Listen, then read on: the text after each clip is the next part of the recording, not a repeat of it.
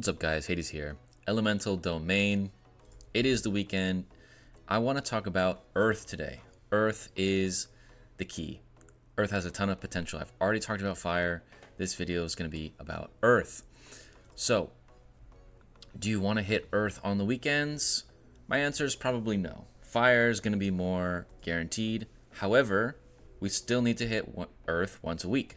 And how are we going to best optimize that? Now, I already hit Earth a few days ago, and I think I'm onto something. And I know it can be 100%, or at least most of the bosses can be. So I got a 98% try. We're going to watch this so we understand what's happening in the battle. And then I'm going to show you the improvements that can be made upon to easily make a 100% hit.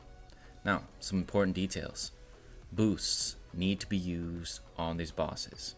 Attack and crit rate are super important. The defense doesn't really matter. As you can see, I don't really take damage.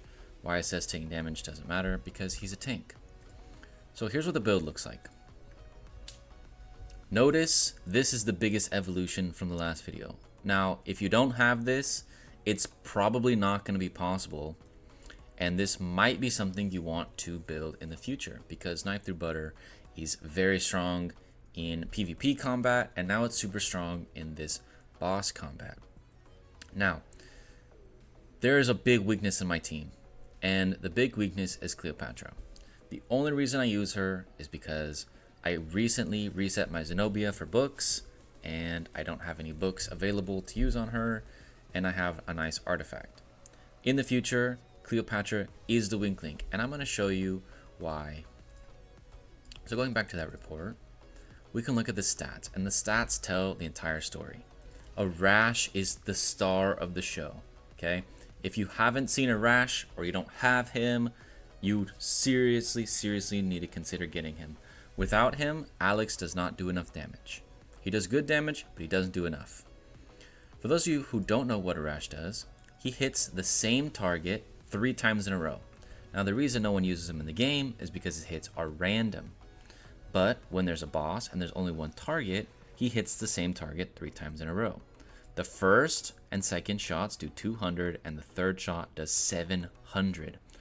Also, one of those shots reduces his physical defense by 35%. That means him and Alex are going to be doing bonus damage to the boss. Now, my Arash isn't even that great. I use a Sion artifact on him, no dust on him, and he's only plus 25, and then of course adding in those level 8 gems from another carry before you attack. Now, his skills are pretty important. Demonic, super important. If you have Coercive, super important. You have a few options for energy mastery if you don't have it. Few options could be something like crit and physical damage, which would be Time to Shine. Could be something like Chaos Storm. But you just want to be hitting hard and hitting often. Could be even like Adrenaline Rush.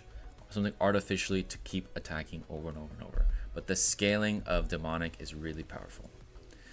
Now, none of this works without Knife Through Butter. Keep in mind, without Knife Through Butter, you're going to take too much damage and you're going to end up losing the battle. Now, the big weakness is this should be Zenobia. Why Zenobia? Well, supports allow us to have battle excitation. Let me do here.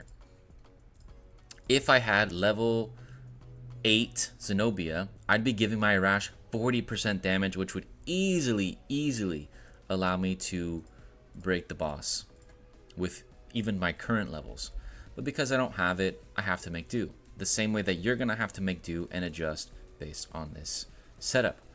Now, I have the Berserk here just to get Alex attacking more. I've tried changing Berserker, but you need the attack speed to proc the energy reduction more. And I'm actively working on trying to grow it so that I can do even more. Now, some bosses can be stunned and silenced, and that's why I use No Escape. And then you have to get this bonus 20% damage after the 50% mark. As many bosses reduce that after a while, and then this also silences them so that they stop ulting you. It's just a hope and a prayer. Now, you can obviously switch this to Zenobia, and you're going to probably do way better.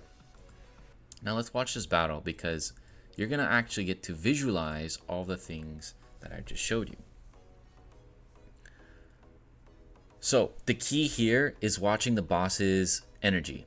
And when it drops, first of all, it's not gaining energy because of no escape right now, right? It's silenced. Not every boss can be silenced, but this boss could be. Then Alex hits 6 times and activated, which means he loses energy. As long as this energy bar stays below, I'm going to win against this boss, right? Or I'm going to do significant damage. Now, there's been multiple times where Knife Through Butter does not activate, and it's only a 60% chance. So if you hit 6 times and miss, and then hit 6 times and miss, and hit 6 times and miss, there is a chance that the boss will ult, and some of the bosses, after they ult, there's no coming back from it. But you can see the little silence bar here in the middle. That means it's getting silenced by the Siren Shell on YSS because he's hitting YSS on the left. If you didn't watch my other video, your tank always goes front left because the bosses are auto-attacking the front left hero.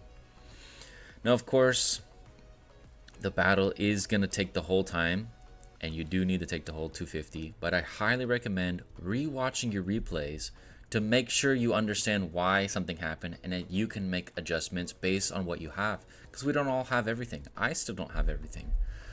But you can see that the boss starts to die much faster because now my Alex and my Arash are 20% boosted, and it really helps finish that last bit, even though I just didn't quite have enough damage. So with some upgrades to Arash, with the change to Zenobia in the future and giving him battle excitation, this boss and a few of the other bosses that aren't countered by Earth, I'm going to get 100% very, very easily, which means we're going to have multiple days where we can get the max rewards, which would be Fire and Earth, and then on Saturday, Sunday, so we can get 1, 2, 3, and 4 potential max rewards, which is the 9 boxes, which times 3 is 27. And just to give you kind of a look at what my stock is looking like, it's very slow. You need 100 of these. So I need 100 of these magic staff forging stones to make 1 upgrade on my armor, right? This magic green forging stone, I need 100 of these. So it's going to take a lot of time, and we need to be maximizing these rewards as much as possible. But after a few months of doing this every week and maxing them, then you're going to be able to get 1 upgrade of everything, almost, at some point. And so we have to be optimizing every single day, all the time.